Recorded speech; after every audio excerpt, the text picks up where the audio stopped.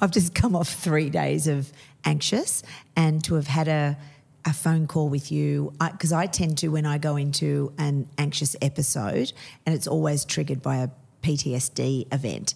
So, for example, just to give it some context, I was I'd had a couple of stressful days. Rob had a procedure my husband had a procedure at hospital, and I had to revisit the hospital where I'd had some major heart stuff happen.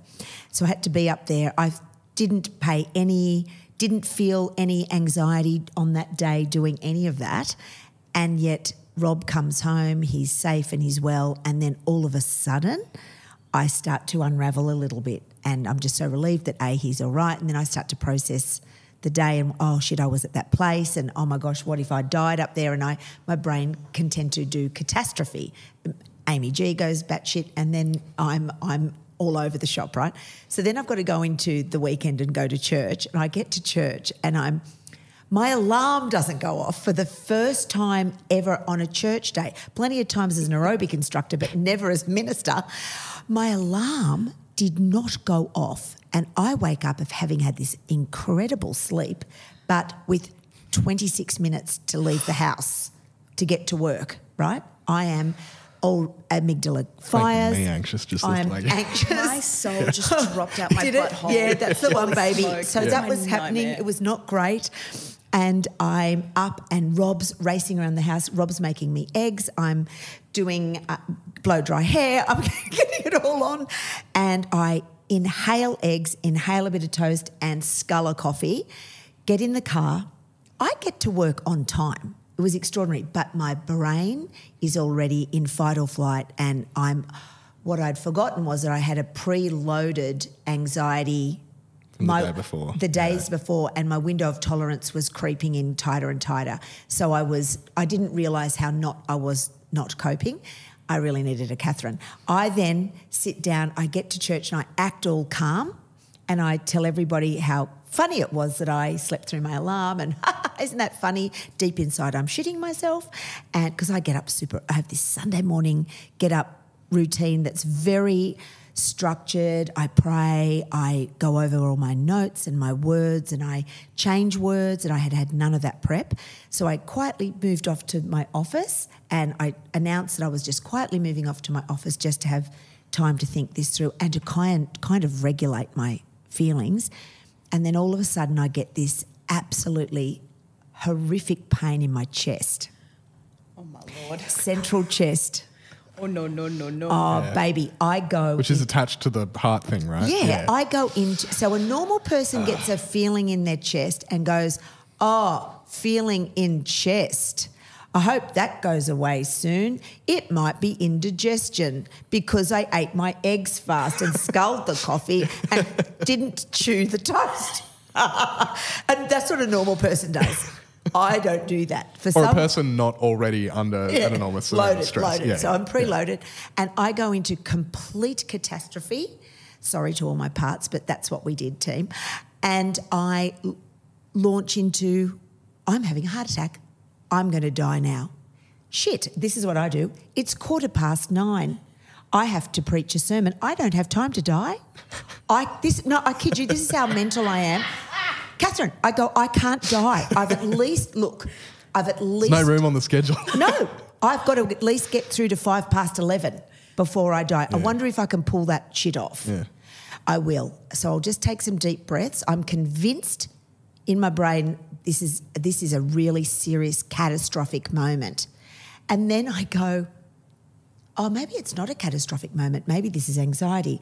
And my amygdala is going, no, this is catastrophe. You're dying. Aren't you paying attention to the feelings that is happening in your body right now? Oh, and then is it my limbic system or the other part of my brain's going, oh, no, Ness, it's all going to be okay. It'll pass. Why don't you take a Gaviscon? Because after all, you did scull your coffee and eat the 2 eggs and didn't chew the toast. And in Amy G's defence, that has happened, right?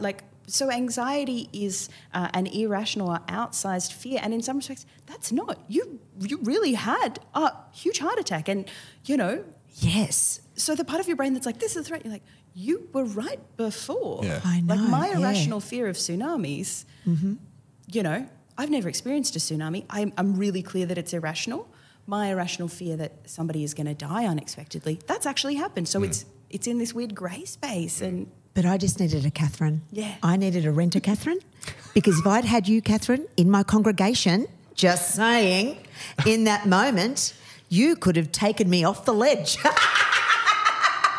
And you would have said rational things.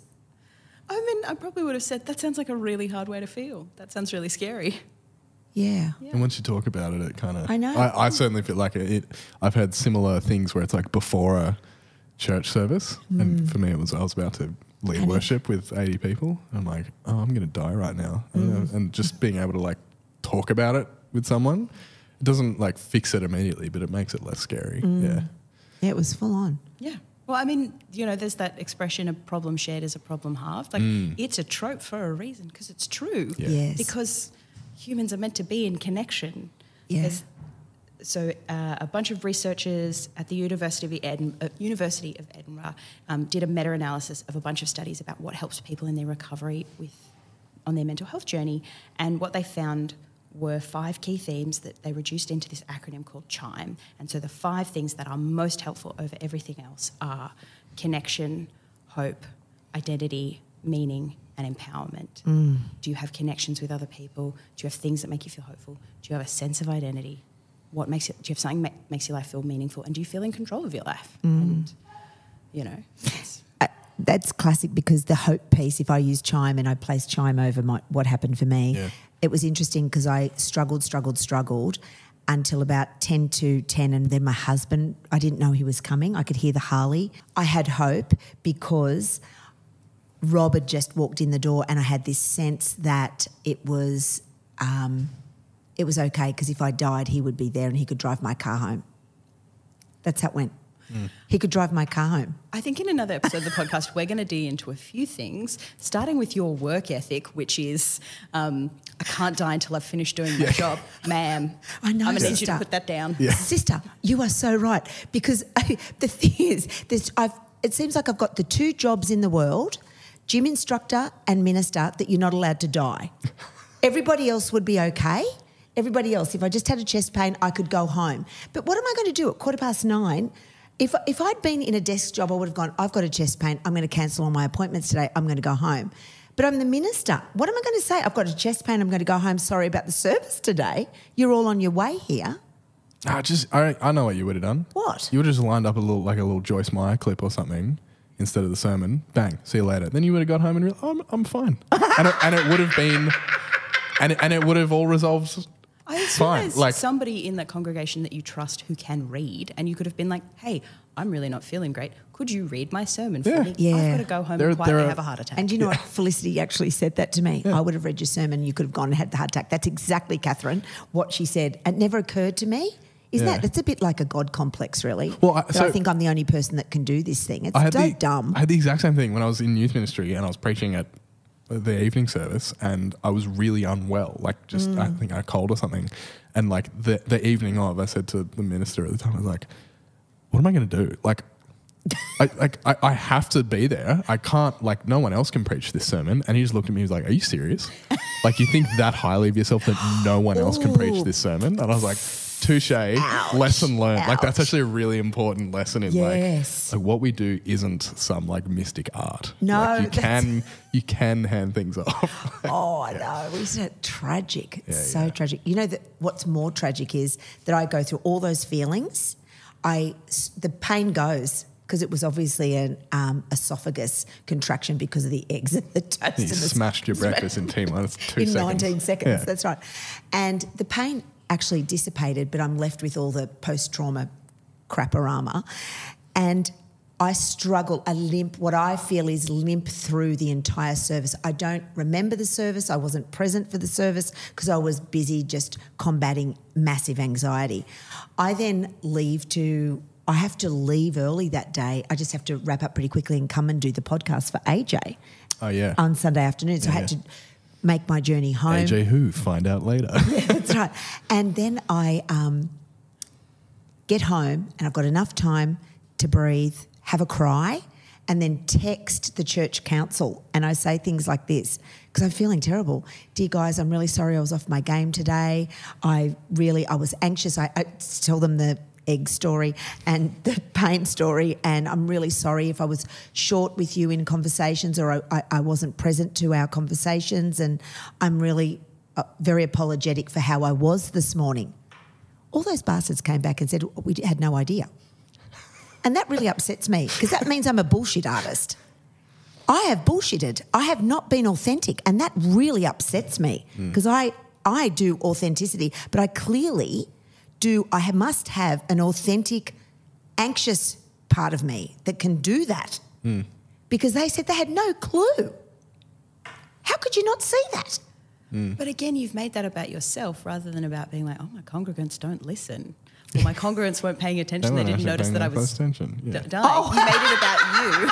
Yeah. You made it about you being a bullshit artist and not about like... Oh, thank you very much for coming today, Catherine. It's been lovely having you here today. But like on the one hand, yeah, like maybe that is actually more of a reflection on those people just weren't paying that close of attention, so didn't notice. But also, it could also be to do with, I think we all have that innate ability to just like you say. Yeah, feel the pain and do it anyway. And I think I do all that. Yeah. Particularly people who've got a history of trauma tend to be great in a crisis. Yeah. Because they're like, oh, we're in the part where everything feels urgent and I don't feel safe and I know how to keep it together. Yeah. There we and go. that, that part kicked in. And, I also think... Comes at a cost though, doesn't it? It's like, I don't think it's super sustainable long term. I don't think you should live in that crisis space, but I think it's okay to recognise that's a skill set you have. I also think it's okay, no matter your job, to be like, sometimes I'm just a bit in cruise mode. I don't think it's fair to expect anybody to be 100% authentic 100% of the time because that's hard. Yeah. Especially if we're all kind of going in and out of different environments that have varying degrees of safety or acceptance True. There are some spaces that I'm more than happy being my 100% true self. There are other places where I'm like, I know that at least some of the people here aren't okay with this or this or this about me, so I'm going to present 70% of who I like. We all kind of, without thinking that through, I think we just do that naturally. And I think that's fine.